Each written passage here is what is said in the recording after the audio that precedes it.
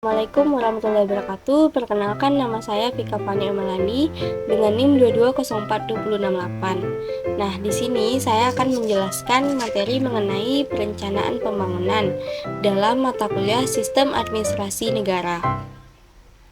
Yang mana materi mengenai perencanaan pembangunan terbagi dalam 4 materi. Yang pertama yaitu proses perencanaan pembangunan di tingkat pusat dan daerah.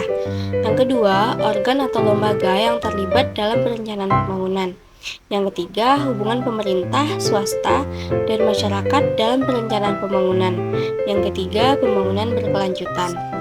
Nah, di sini yang pertama saya akan menjelaskan materi mengenai proses perencanaan pembangunan di tingkat pusat dan daerah. Pembangunan nasional adalah upaya yang dilaksanakan oleh semua komponen bangsa dalam rangka mencapai tujuan bernegara. Pembangunan daerah merupakan bagian integral yang tidak dapat dipisahkan dari pembangunan nasional dan dilaksanakan sesuai dengan kondisi dan kebutuhan nyata daerah dalam koridor NKRI. Nah, hal ini menunjukkan belum adanya harmonisasi dan sinkronisasi antar kebijakan pembangunan nasional dengan pembangunan daerah. Nah, pada prinsipnya, pembangunan daerah dilaksanakan dengan memperhatikan kondisi dan potensi yang dimiliki masing-masing daerah sesuai dengan dinamika perkembangan daerah dan nasional. Pembangunan daerah maupun nasional sama-sama bertujuan untuk memajukan kesejahteraan umum.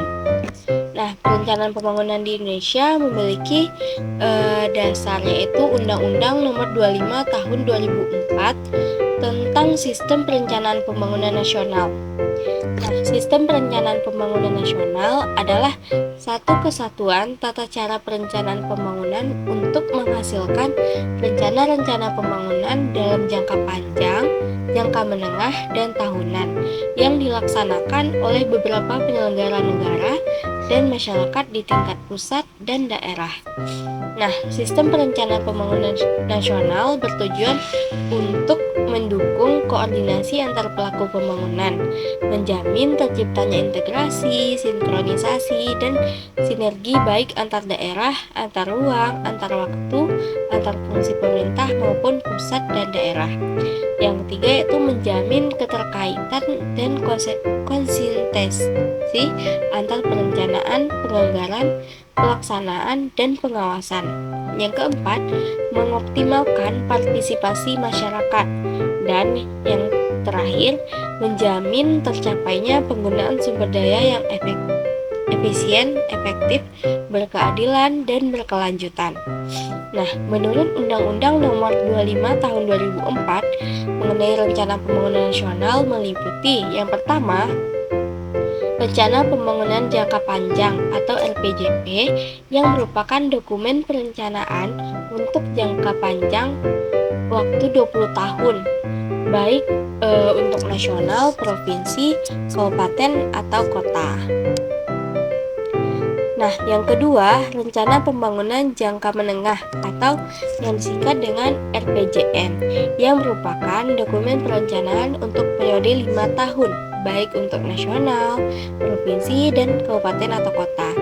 Yang ketiga, Rencana Pembangunan Tahunan yang merupakan dokumen perencanaan tahunan baik untuk nasional, provinsi, dan kabupaten atau kota.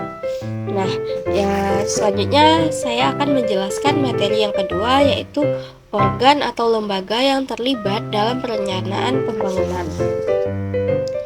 Nah, organ atau lembaga yang terlibat di dalam perencanaan pembangunan adalah Badan Perencanaan Pembangunan Nasional atau disingkat dengan Bappenas. Nah, Bappenas sendiri adalah lembaga pemerintah non-kementerian Indonesia yang berada di bawah dan bertanggung jawab kepada Presiden. Jabatan Kepala Bappenas dijabat oleh Menteri Perencanaan. Nah, Badan Perencanaan Pembangunan Nasional mempunyai tugas melaksanakan tugas pemerintah di bidang perencanaan pembangunan nasional sesuai dengan ketentuan peraturan perundang-undangan. Nah, dalam melaksanakan tugasnya, sebagaimana dimaksud dalam Bappenas, menyelenggarakan fungsi yang pertama, pengkajian, pengkoordinasian, dan perumusan kebijakan di bidang perencanaan pembangunan nasional. Yang kedua, koordinasi dan sinkronisasi pelaksanaan kebijakan perencanaan dan penganggaran pembangunan nasional. Nah, yang ketiga, penyusunan rencana pembangunan nasional sebagai acuan penetapan program dan kegiatan kementerian, lembaga, daerah. Nah, yang keempat, penyusunan koordinasian dan pengendalian rencana pembangunan nasional dalam rancangan anggaran pendapatan belanja negara yang dilaksanakan bersama Kementerian Keuangan dan Kementerian Perencanaan Pembangunan Nasional. Nah, selanjutnya itu penyusunan RAPBN bersama-sama dengan Kementerian Keuangan. Yang keenam, pengkoordinasian, pelancaran, dan percepatan pelaksanaan rencana pembangunan nasional. Yang ketujuh, pemantauan dan evaluasi atas pelaksanaan rencana pembangunan nasional. Yang kedelapan, pengkoordinasian, fasilitasi, dan pelaksanaan pencarian sumber-sumber pembiayaan dalam dan luar negeri, serta pengalokasian dana untuk pembangunan bersama-sama instansi terkait. Nah, selanjutnya yaitu pelaksanaan dukungan yang bersifat substantif kepada seluruh unsur organisasi di lingkungan Bappenas. Nah, yang ke-10 yaitu pembinaan dan pemberian dukungan administrasi di lingkungan Bappenas. Yang ke-11 pengelolaan barang milik kekayaan negara yang menjadi tanggung jawab Bappenas dan pelaksanaan pengawasan atas pelaksanaan tugas di lingkungan Bappenas. Nah, selain Bappenas, terdapat juga Badan Pengawas Keuangan dan Pembangunan Kantor, staf Presiden, dan Sekretariat Kabinet yang terlibat dalam evaluasi dan pengawasan pembangunan infrastruktur nasional.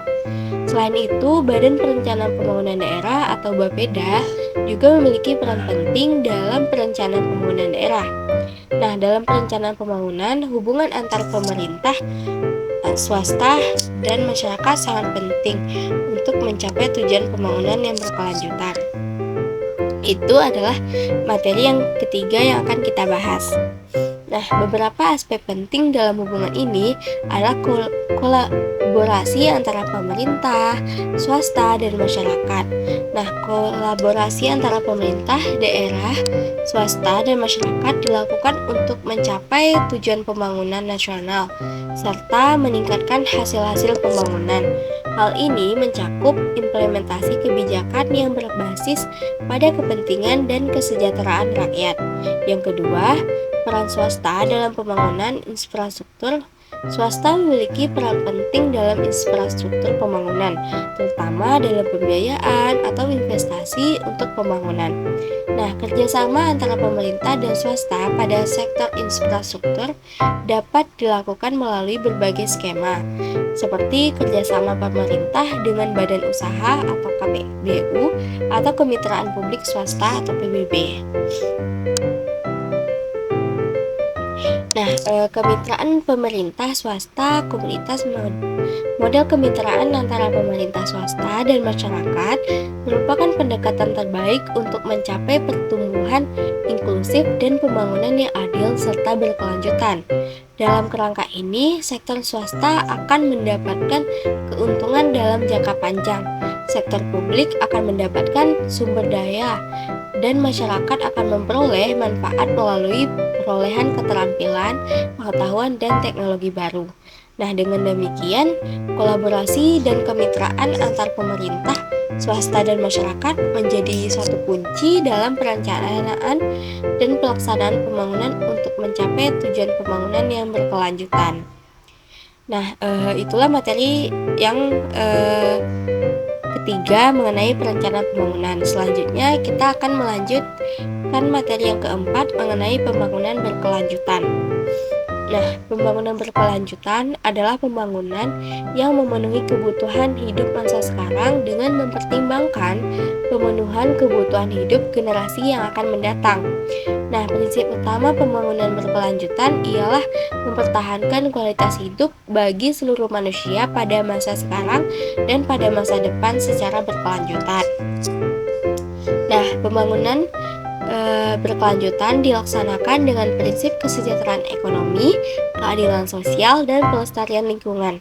Pendekatan yang digunakan dalam pembangunan berkelanjutan merupakan pendekatan yang menyeluruh. Nah, pembangunan berkelanjutan sangat memperhatikan dampak dari setiap tindakan sosial dan ekonomi terhadap lingkungan hidup. Nah, dampak buruk terhadap lingkungan hidup harus dihindari dari setiap kegiatan sosial dan ekonomi, sehingga kelestarian lingkungan tetap terjaga pada masa sekarang dan pada masa yang akan mendatang. Nah, banyak laporan PBB yang terakhir adalah laporan dari KTT Dunia tahun 2005 yang menjabarkan pembangunan berkelanjutan terdiri dari 3 tiang utama, yaitu ekonomi, sosial, dan lingkungan dengan saling bergantung dan memperkuat, seperti yang telah kita sebutkan tadi. Untuk sebagian orang, pembangunan berkelanjutan berkaitan erat dengan pertumbuhan ekonomi dan bagaimana mencari jalan untuk memajukan ekonomi dalam jangka panjang tanpa menghabiskan modal alam. Namun, untuk sebagian orang lain, konsep pertumbuhan ekonomi itu sendiri bermasalah karena sumber daya bumi yang terbatas. Nah, mungkin itu saja pemaparan atau penjelasan materi dari saya mengenai perencanaan pembangunan. Sekian dari saya mohon maaf jika ada kesalahan kata. Assalamualaikum warahmatullahi wabarakatuh.